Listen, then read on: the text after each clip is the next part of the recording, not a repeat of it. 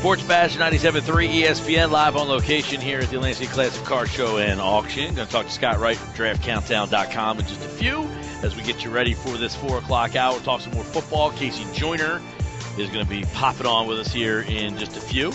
As well, at the bottom of the hour, we'll talk to Casey about all that is happening, or about to happen, I should say, with NFL free agency. There are some things already happening with NFL free agency. One thing that cannot happen yet is, the conversations with the free agents yet. The guys who just got released, a guy like Todd Herremans, he's different. He has he will be released by Philadelphia today, so he can go out and go talk to different guys and talk to different players and, find himself a new job all of a sudden because he was released by a team. So he's a guy that you can now that he's officially released by the team, we can get that opportunity to get him out there. So that's another spot now I think Philadelphia is going to have to look into is the offensive line. That's something that you're probably not going to take in the first round, second round, but possibly that third and fourth round now. You're going to have to look that way. All right, Scott Wright, DraftCountdown.com. As we always do this time of the year, love to tap into his knowledge on the draft. He updated his mock draft about a month or so ago. At that time, it was Marcus Mariota, number 2 in that mock draft. And now here we are getting ready for March, Scott. Do you still kind of feel that Marcus Mariota will go 1 and 2 in that draft with Jameis Winston? Well, after the scouting combine, I feel more confident than ever that Jameis Winston is going to be the number 1 overall pick to the Tampa Bay Buccaneers. But what the Tennessee Titans are going to do at number 2 is still a question mark. And, I've looked into it, and there's a legitimate chance they won't go with Mariota there. And I think that would be a huge mistake. To me, that's a borderline fireable offense for people in that organization, because I always say the golden rule of the NFL draft is unless you already have a franchise quarterback, you don't pass on one. And Zach Mettenberger showed some signs as a rookie, but so did Mike Glennon.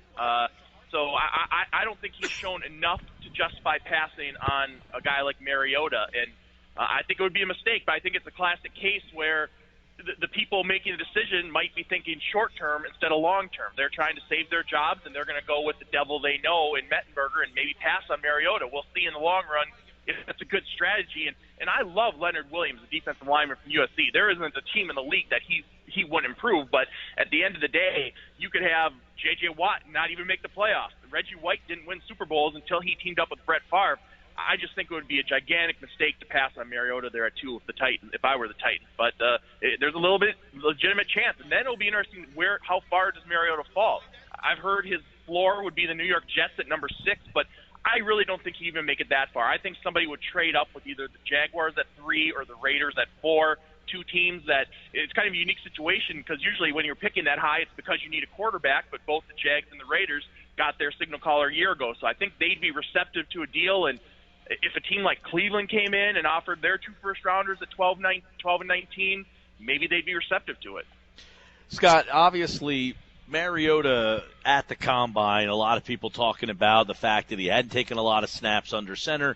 I heard Sal Paolantonio on 98.7 up in New York on the Mike Lupica show say, look, he was asked, why would these teams pass on Mariota if a guy like Chip Kelly, such a great offensive mind, is so interested in him? And his answer really was because they don't have the offensive coordinator to run the right offense, meaning you're going to get yourself fired if you take this guy in the top 5 and you don't have the right system. What is your take on Mariota? Does he have to go to a team that is going to put him in the right system, or do you think he can develop as a prototypical NFL quarterback that it's seemingly you still need to win in this league? There's very few guys. I mean, Russell Wilson might be one of them, but there's not a whole heck of a lot of other ones that are doing things very unconventional.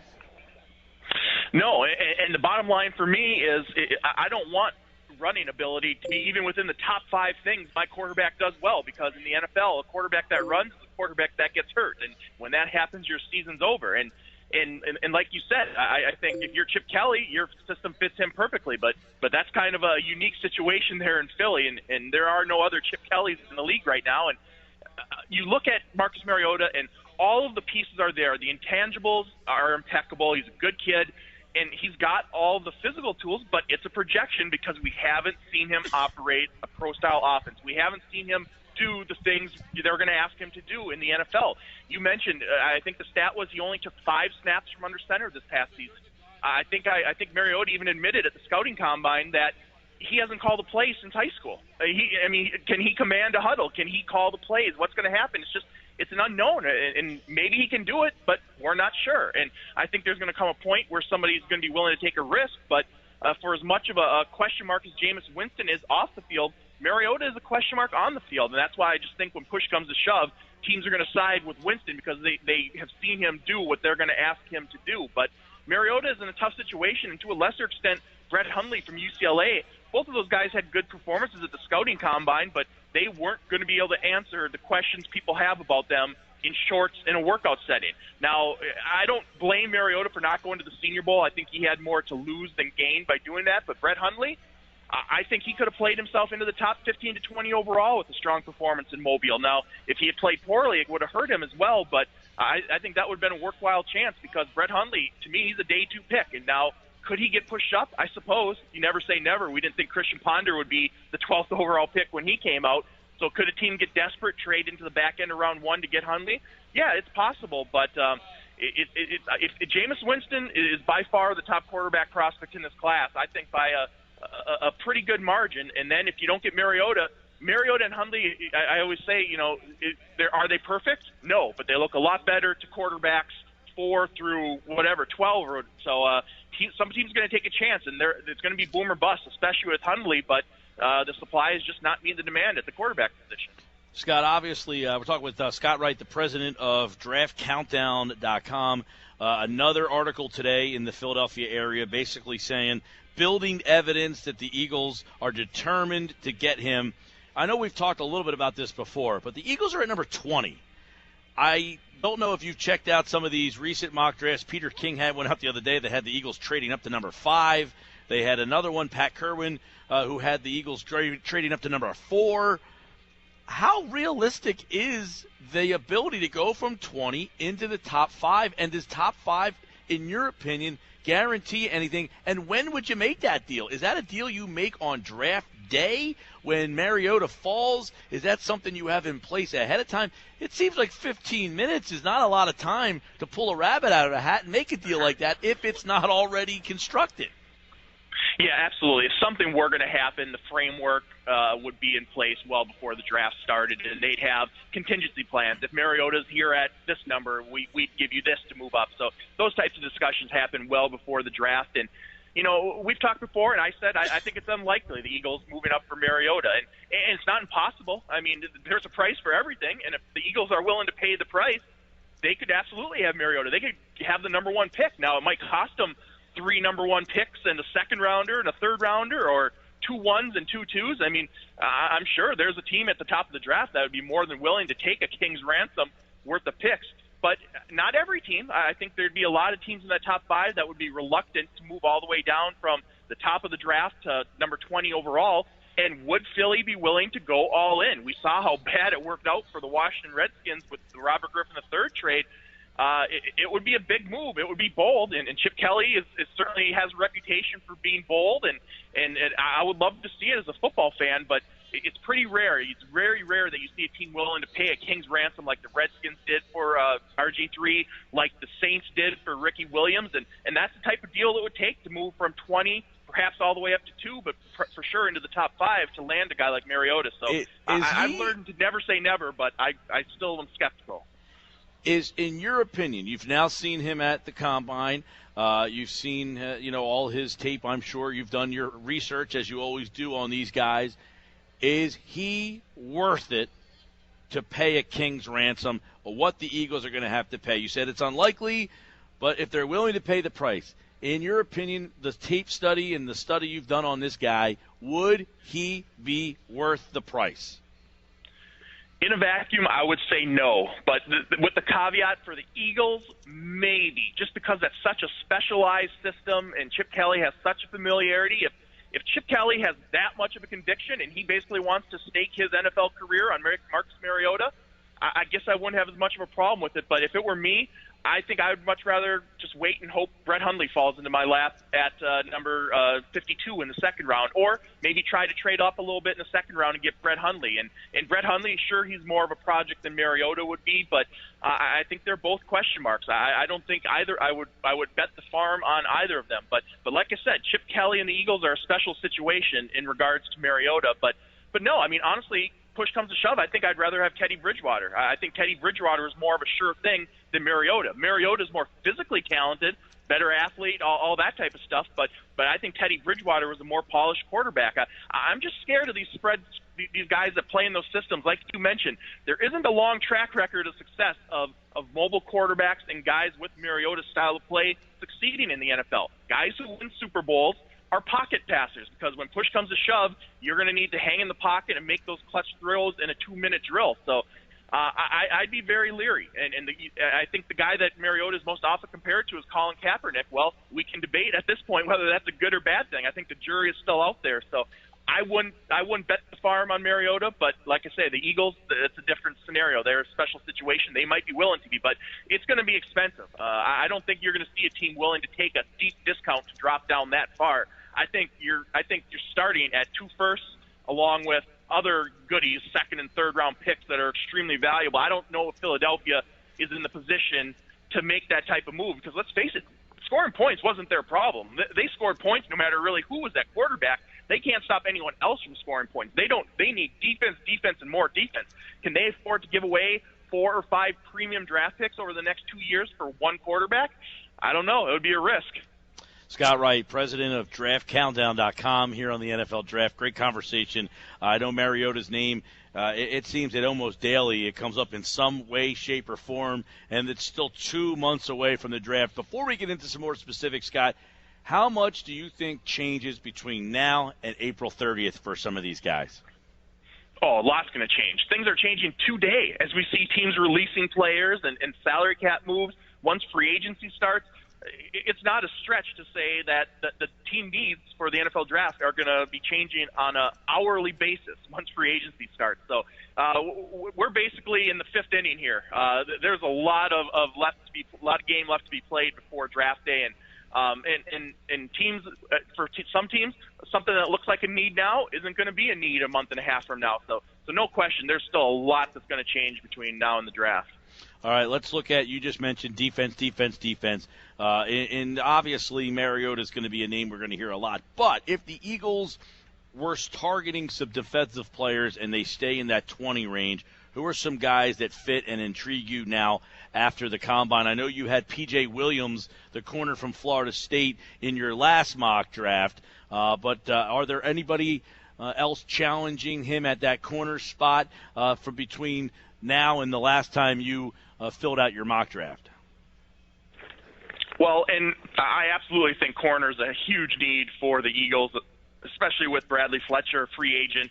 And even if he's brought back, they still need to bring in a corner. And at number 20, they could have their pick of any guy at that position other than probably Trey Waynes from Michigan State.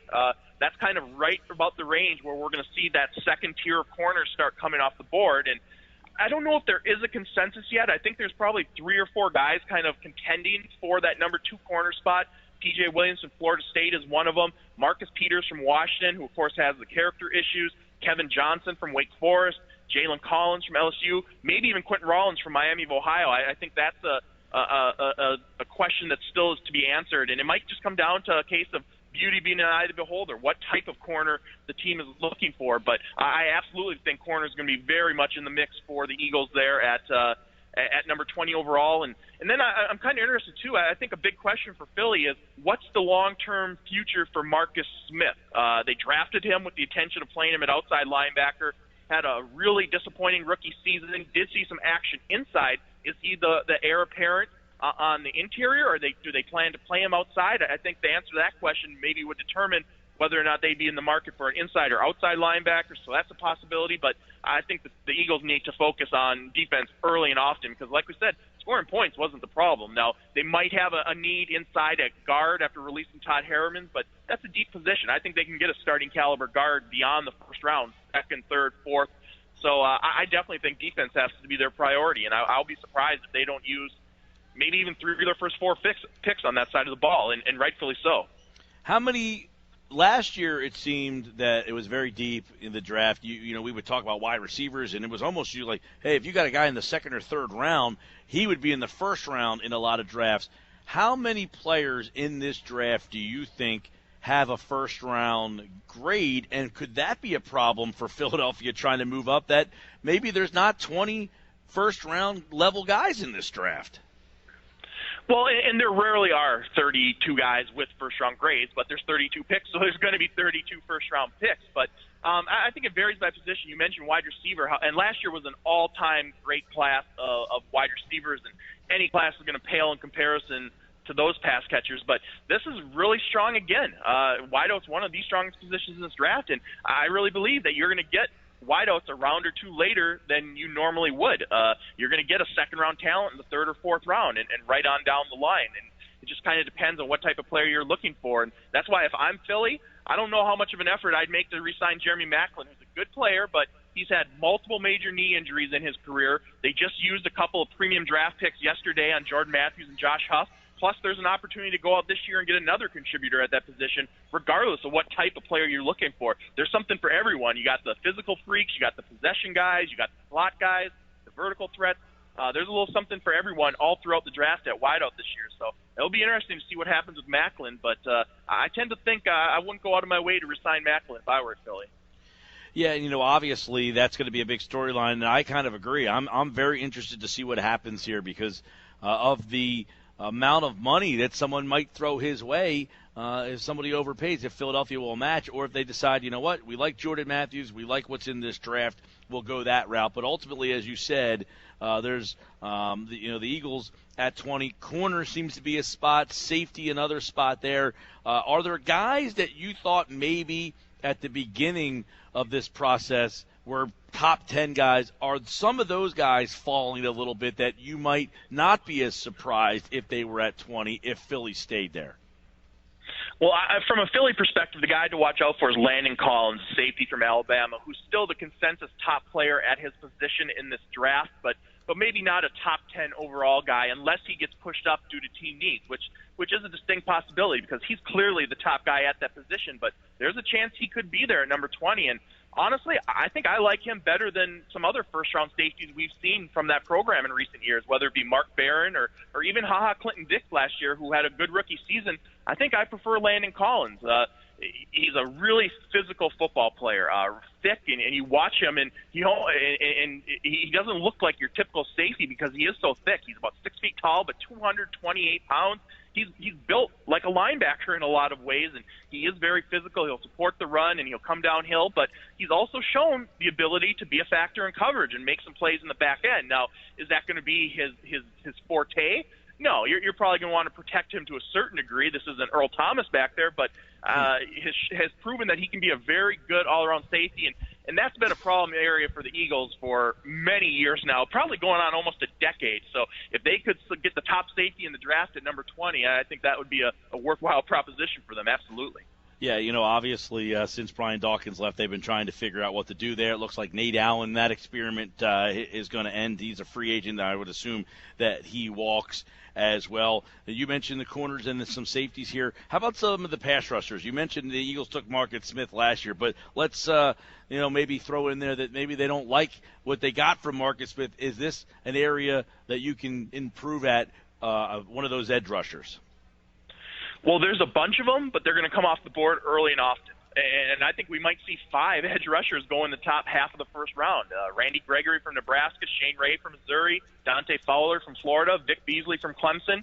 And then I think all of them will definitely be gone by number 20. And then the one guy who could potentially make it would be Bud Dupree from Kentucky, who's a heck of a player. But I guess if I were betting on it today, I would say that all 5 of those guys are probably going to be gone by number 20. And then at that point, I don't know if there's going to be value at pass rusher in the first round. Then I think you want to wait till round 2 and maybe hope somebody falls to you in the second round. Maybe Eli Harold from Virginia, a Daniil Hunter from LSU, maybe a Lorenzo Malden from Louisville. I don't know if Philly, after the experience they had with Marcus Smith, how keen they would be on that idea. But it's tough. They're kind of in no man's land at number 20 for those pass rushers because that's a position that's always in demand. You never hear anybody at any level of football saying we have too many pass rushers or we're good there. High school, college, pros, everyone's always looking for pass rushers, and that's why we're going to see them come off the board early and often on draft day.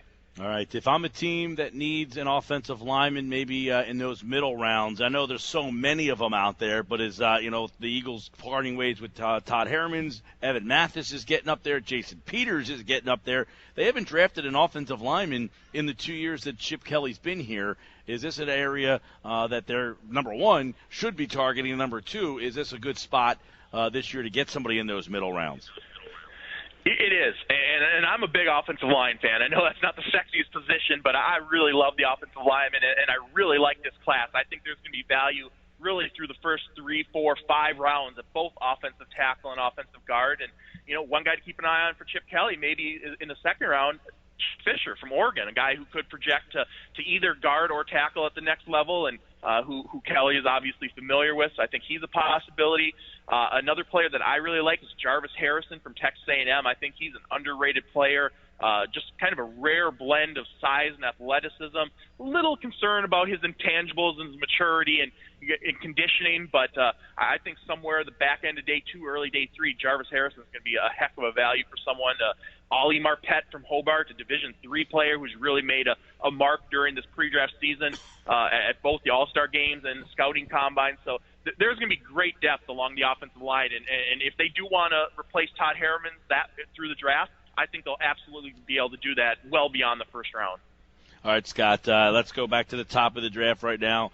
Jameis Winston, number 1. Is that any question there at this point of the game that he solidified that spot? I think his showing at the scouting combine went a long way towards solidifying that spot. And like I said, I've learned never to say never when it comes to the NFL draft, but I think Winston looks pretty good for the Buccaneers. And what he impressed with at the scouting combine, not only did he look really good in the throwing drills, but for Winston, the key thing was going to be the meeting, the interviews with the teams, when he was going to look these decision makers in the eye and try to convince them that he can be the face of their franchise. And I think he did that and then some. You hear all the raves from people about how impressive he was with his charisma, his football knowledge, and his football IQ. Anybody who saw on NFL Network, Steve Mariucci did a mock interview with him. And just came off outstanding. And there's still concerns about his maturity, but I think the consensus was that he's not necessarily a bad guy. He's just immature. And I think when push comes to shove, that's going to give him the edge over Mariota, because teams are going to go with the guy that they feel are confident can get the job done on the field and hope that they can work with him to do the right things off the field, as opposed to Mariota, who's a question mark between the lines. So I think James Winston took a huge step towards being that number 1 overall pick at the scouting combine. All right, for more on the NFL draft, at Draft Countdown on Twitter and draftcountdown.com.